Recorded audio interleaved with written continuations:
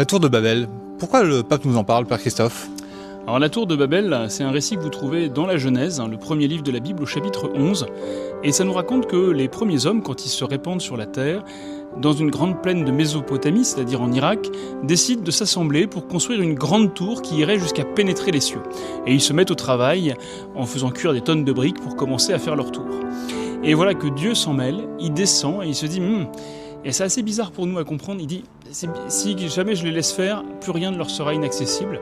Et là, Dieu invente la diversité des langues, et voilà que les gens s'embrouillent complètement et que le projet est abandonné.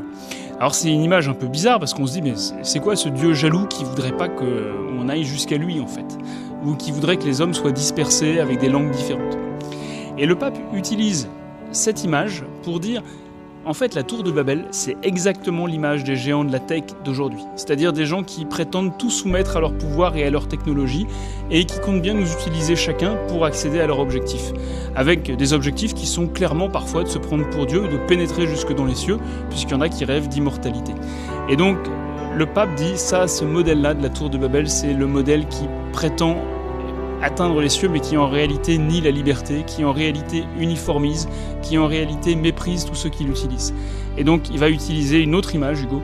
Il va nous proposer non pas de bâtir la tour de Babel, mais d'être ceux qui relèvent les murs de Jérusalem. Merci. Kristen Hill, la pastojeune du diocèse.